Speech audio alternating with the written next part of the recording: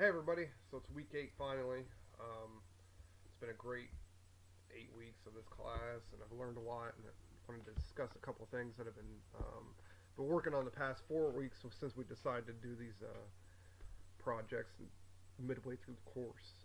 This topic is a hot button topic to most people. The topic itself is policing in the community.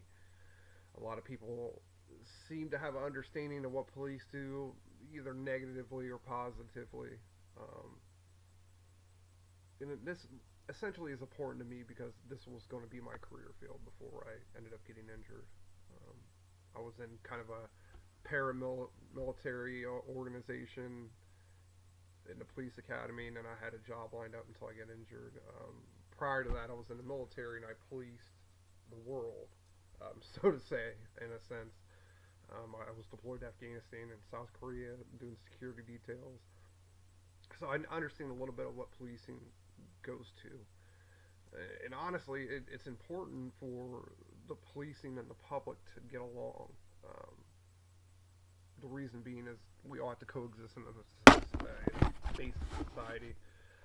And again, getting along is one of the things that we have to do. The law is the law. Um, they're put in place for reasons to protect the innocent people of this world. I honestly believe there's three different types of people in the world. There's sheep, there's sheepdogs, and then there's wolves. And then the sheepdogs have to protect the sheep from the wolves. It's as simply put as that. I know it's kind of cliche and from a movie, but I've been saying it way before the movie ever decided to come out. If you guys have never seen American Sniper, um, that scene kind of pissed me off because I was saying that way before it became popular. So to get down to it, my initial outline, I plan to kind of persuade you guys into seeing in the policing the eye and what they honestly have to go through on a daily basis. Because honestly, I've seen it, I've trained it, I've done it, I've lived it, and it's not a life that it's good for the average citizen. I wouldn't wish it on the worst person in the world to suffer through some of the things I have suffered through, and they have seen and done and heard, and the constant battles between them.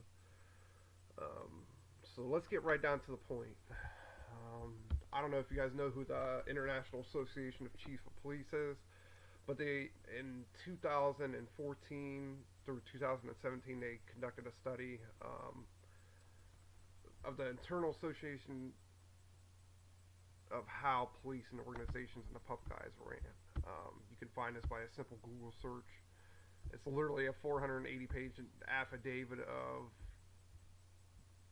different police departments coming together and summarizing what was learned during this study. And then the purpose of the study really was just a published research of public image of the police. And that's basically all it covers. There's a lot more in depth it goes into, but the methodology behind it is there was more than one review done. There was a biased review of their certain department and an unbiased review. And oddly enough, 60% of people in this study believed that there was a coexistence between policing and the public. 40% believed that there was not. And that population of 40% is all in one area, or metropolitan areas is what we like to call them. Big cities, Cincinnati, Cleveland. I'm from Ohio, so for example, Cincinnati, Cleveland, Columbus are huge metropolitan areas. So to understand that is, you see that 60-40 difference of policing and problems. That 40%, I wouldn't say gives the police problems. I would say they disagree with some of the police tactics that are being used without having a full view of what is actually done behind the scenes. I truly believe that if anybody could take a criminal justice class and discuss policing topics with them, it would change the public eye immensely. There was polls of the adult population that were conducted. The police constantly rank among institutions, occupations in which the public expressed the highest confidence and trust. So to me, that general sentence right there outblast anything the media has to say about policing. And we got to understand one thing, guys, is that the media will portray anything to get their topic on screen. It's called media bias. If you've never heard of it, I feel sorry for you. CNN, Fox News are the huge providers of biased news ever ever exist in the existence of news. I've always, if you want to research a topic that comes across your news screen, make sure you research it 2 or 3 times, especially when it comes to policing. They're only going to bias their agenda even further about what they want to see and hear, or the public to see and hear, which is kind of sad. It's horrible. NPR is a good source of non-biased news. I really don't mind if somebody disagrees with me on that, but they go through multiple sources. Even though it's sad that they're not on TV, they're just radio publicized. I listen to them on the way to work. It's a good source of news. So let's get back on topic. So when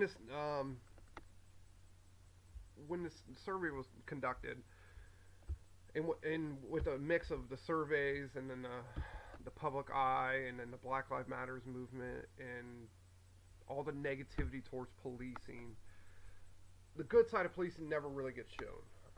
We all can agree that in any career field, there's a certain type of fallacy that's going to be there. We're all humans conducting a job. It doesn't matter if you're a policeman, a fireman, a truck driver, a cashier at McDonald's. There's fallacies.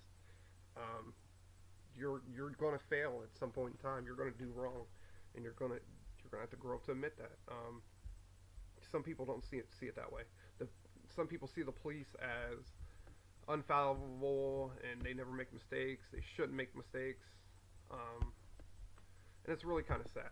It's kind of sad to see, and I really wish there was some way I could come across the society today that the police is there to protect us, but there are some bad people in the police force.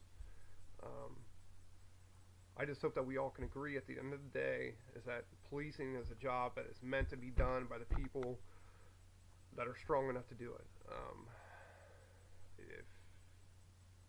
And with saying that, I know it's kind of hard for people to imagine that, but we got to understand 2 things that are going on here with policing. The policing are just like paramedics; they're going to see the worst of people's day, and there's a lot of anger and hostility towards that. There's a lot of groups. I'm not going to name them. Certain Arabians. Sorry about that. Black Lives Matter movement that disagree wholeheartedly with the police, and that it's all wrong, and that's just because it's portrayed by the media. I just would like for any police department to offer their services, and for any Black Lives Matter movement, any anti-policing movement to come forward and have them do a ride-along for a couple of days and see what really goes on in policing's eyes. I believe the policing is doing a great justice to America today. They're the home front of what the military is doing on the secondary front. I believe they coexist peacefully. They serve here locally, and we serve worldwide. And that's something that we honor our troops valiantly throughout the years, and I think we should honor our policing every day. To conclude, this is a job that's not for the faint of heart, guys. And us as a community, we seem to don't understand that at all. And we need to put more understanding into what's going on with the police and how they're doing to make a difference in our society today. Like I said before, guys, it's been a hell of 8 weeks. I'm glad this is over. Public speaking is great to me in a sense, but sometimes it's a curse too. But I thoroughly enjoyed this course. If you guys have any questions, feel free to email me. I'll see you guys later.